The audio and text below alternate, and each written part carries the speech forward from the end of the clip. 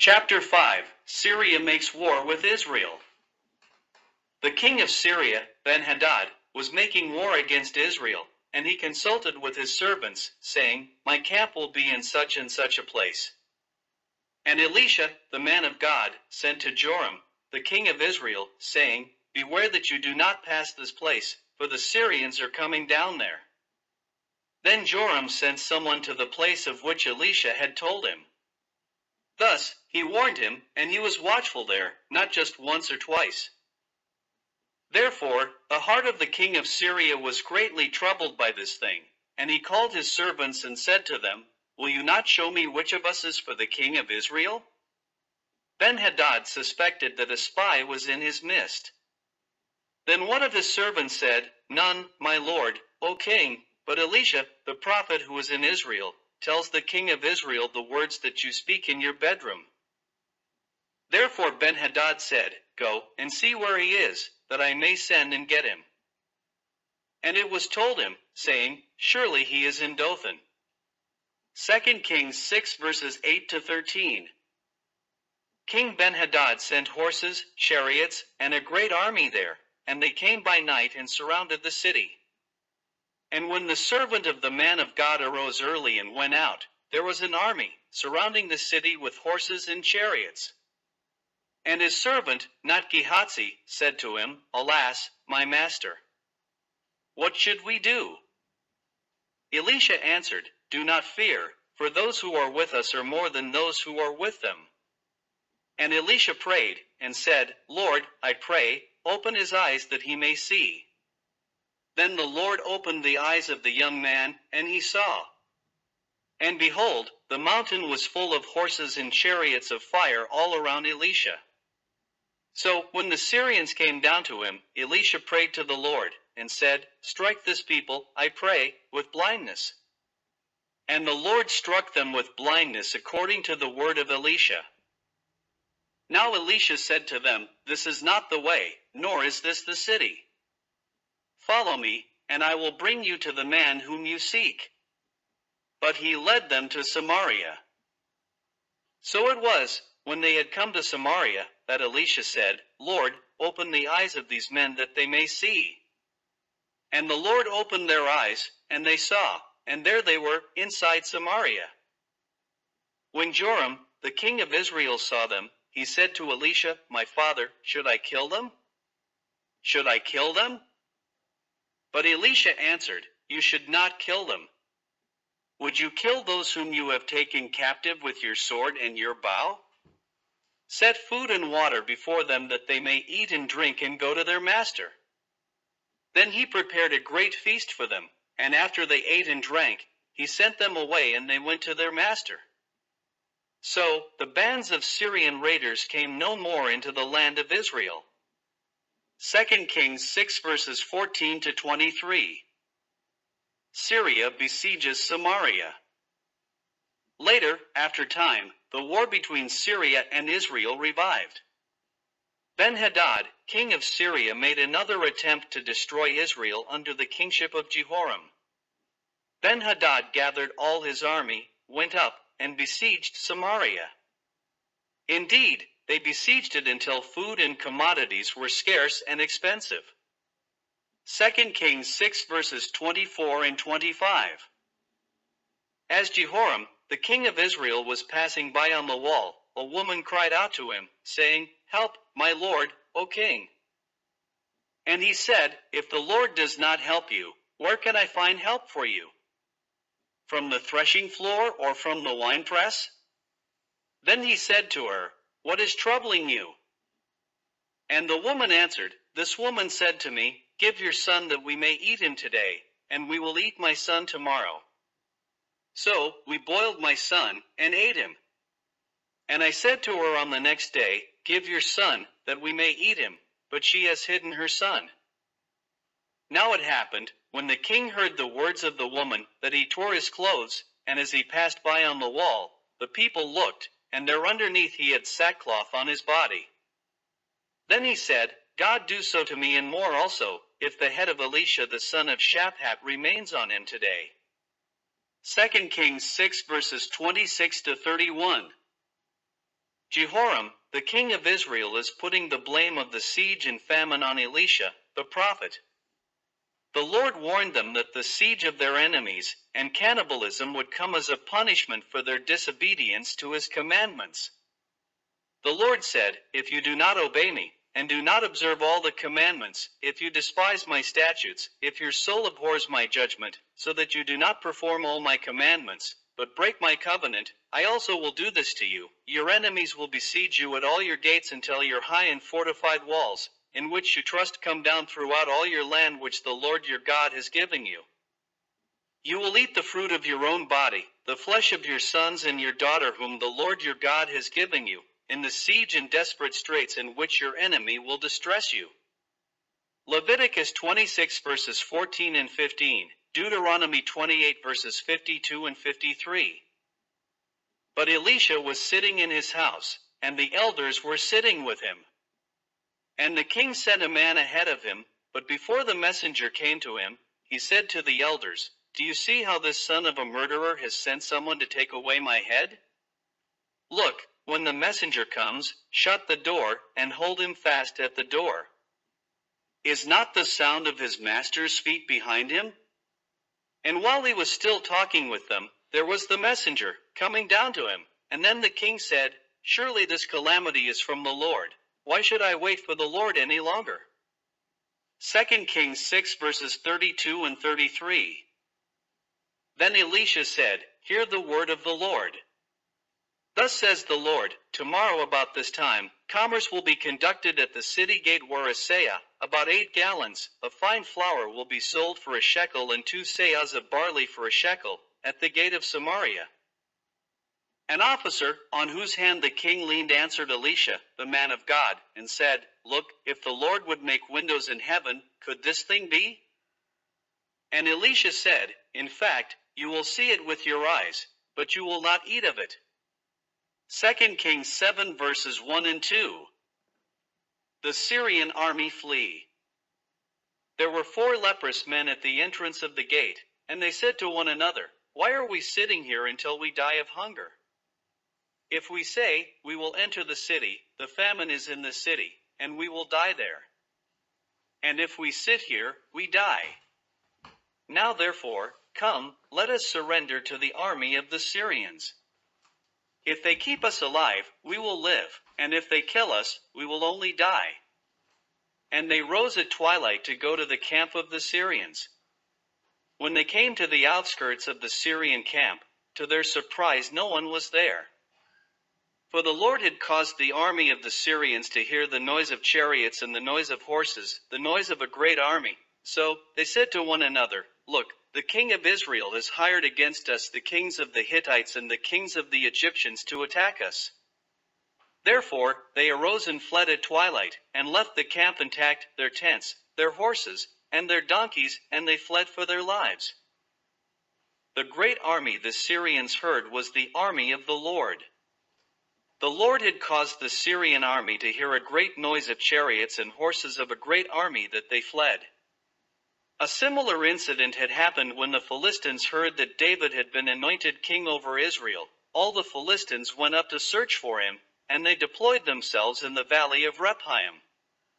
The Lord at that time had David hear the sound of marching in the tops of the mulberry trees. Then the Lord went out before them to strike the camp of the Philistines. 2 Kings 7 verses 5 to 7, 2 Samuel 5 verses 17 and 24. When the lepers came to the outskirts of the camp, they went into one tent and ate and drank, and carried from it silver, gold, and clothing, and went and hid them. Then they came back and entered another tent, and carried some from there also, and went and hid it. 2 Kings 7 verse 8. Then they said to one another, "We are not doing right. This day is a day of good news, and we remain silent. If we wait until morning light, some punishment will come upon us. Now therefore, come, let us go and tell the king's household." Therefore they went and called to the gatekeepers of the city, and told them, saying, "We went to the Syrian camp, and surprisingly no one was there, not a human sound, only horses and donkeys tied, and the tents intact." And the gatekeepers called out, and they told it to the king's household inside. 2 Kings 7 verses 9 to 11. The king arose in the night and said to his servants, "Let me now tell you what the Syrians have done to us. They know that we are hungry, therefore, they have gone out of the camp to hide themselves in the field, saying, when they come out of the city, we will catch them alive, and get into the city." And one of his servants answered and said, "Please, let several men take 5 of the remaining horses which are left in the city. Look, they may either become like all the multitude of Israel that is left in it, or indeed, I say, they may become like all the multitude of Israel left from those who are consumed. So, let us send them and see." Therefore, they took 2 chariots with horses, and the king sent them in the direction of the Syrian army, saying, "Go and see." And they went after them to the Jordan, and indeed, all the road was full of garments and weapons, which the Syrians had thrown away in their haste. So, the messengers returned and told the king. Then the people went out and plundered the tents of the Syrians. Therefore, a seah of fine flour was sold for a shekel, and 2 seahs of barley for a shekel, according to the word of the Lord. 2 Kings 7 verses 12 to 16. Now the king had appointed the officer on whose hand he leaned to have charge of the gate. But the people trampled him in the gate, and he died, just as Elisha, the man of God, had spoken to the king, saying, 2 seahs of barley for a shekel, and a seah of fine flour for a shekel, will be sold tomorrow about this time in the gate of Samaria.